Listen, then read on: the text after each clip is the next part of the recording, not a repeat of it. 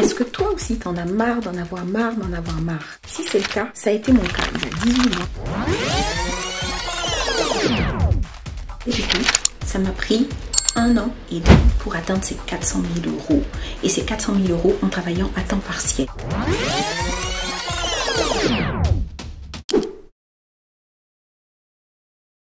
Une fois qu'on a identifié en fait la douleur, c'est aussi de se dire, donc c'est vraiment des conseils basés sur ce livre, c'est aussi de se dire, ok, je peux résister à cette distraction pendant 10 minutes.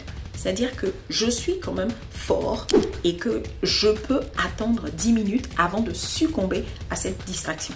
Donc, ça peut commencer par 5 minutes ou 10 minutes, mais déjà le simple fait de se dire que vous pouvez attendre 5 minutes avant de succomber à cette distraction, ça déjà, ça vous conforte. Et 5 minutes, ça va en fait, vous allez vous rendre compte qu'en fait 5 minutes, 10 minutes, en général la distraction, parfois elle part, ou parfois si elle est là, ben en fait vous avez tenu quand même 10 minutes.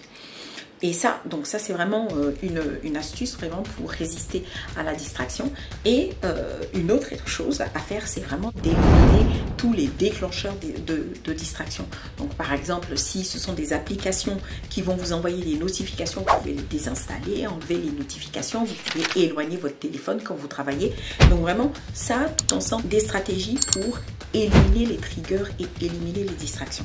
Cette étape-là, elle est très importante parce que vous avez envie de vous lancer dans votre projet. Vous avez trouvé votre motivation forte, vous avez arrêté tout ce qui était addiction et là, vous voulez vous lancer, sauf qu'en fait, au quotidien, vous êtes distrait. Et ça, entre une personne qui est focus vraiment 2 heures et une personne qui est distraite, qui va travailler peut-être 6 heures, mais qui est distraite toutes les 10 minutes, en fait, la personne qui est focus 2 heures peut abattre plus de travail que l'autre personne. Une fois que vous avez donc pour les distractions, vraiment la dernière clé qui est partagée dans ce livre, c'est de se répéter un mantra. Parce que pendant les 10 minutes où vous résistez à la distraction, où vous vous dites, ok, vous identifiez quelle est la source de la distraction, et là maintenant vous pouvez aussi utiliser ces 10 minutes et vous dire que vous êtes plus fort que cette distraction.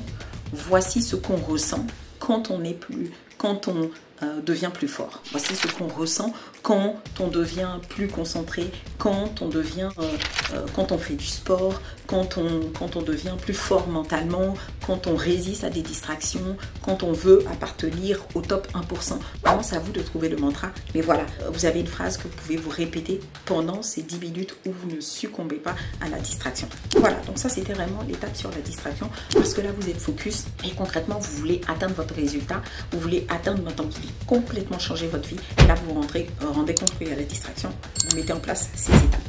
Ensuite, ce que vous pouvez faire aussi du coup, et moi concrètement, ce qui s'est passé pour moi, c'est de se rendre compte que les situations, elles arrivent à tout le monde, mais c'est comment est-ce qu'on réagit. Et donc, qui est très important. Et il faut devenir du coup persévérant. Parce qu'en fait, vous allez vous lancer dans votre entreprise, vous allez vous lancer dans votre projet parce que vous voulez changer de vie. Mais si vous abandonnez à la première occasion, vous allez retourner dans votre situation initiale. Et donc, il faut être persévérant. Et pour être persévérant, il faut se rendre compte qu'il y a des facteurs. Il y a 2 types de facteurs et il ne faut pas les mélanger. Il y a des facteurs qui sont contributeurs, donc c'est des facteurs qui sont externes. Et il y a des facteurs qui sont déterminants. Et donc, ces facteurs, ils dépendent de nous, ils sont internes. Donc, si par exemple, il y a une voiture qui vient et qui, du coup, rentre dans votre voiture, c'est un facteur externe, c'est un facteur contributeur.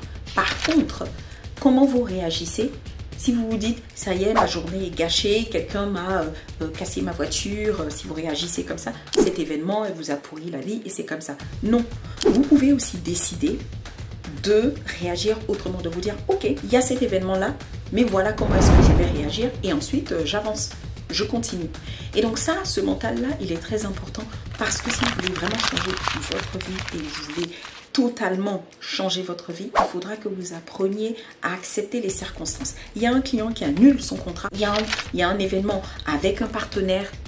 Ok, il a réagi comme ça. Comment est-ce qu'on peut faire pour avancer? Et ça m'a beaucoup aidé et je continue à l'apprendre. Je continue à vraiment apprendre à reconnaître les circonstances qui ne dépendent pas de moi et de réagir en fonction.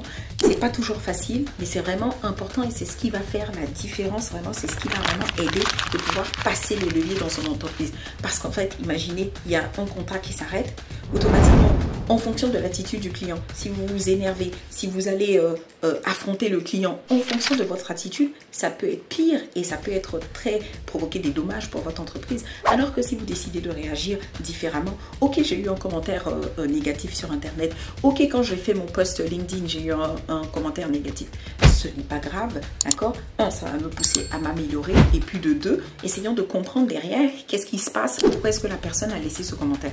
Donc vraiment, tout ça, ça permet de pouvoir passer à un nouveau seuil. Et moi, c'est ce qui me permet et m'a permis de pouvoir passer ces 400 000 euros dans 18 mois. Et je continue vraiment à mettre en place ces actions. Ensuite, ce que je pourrais vous dire qui m'a aussi... Donc, je me suis posé la question, comment est-ce que la personne que je voudrais être utilise son temps et utilise son argent?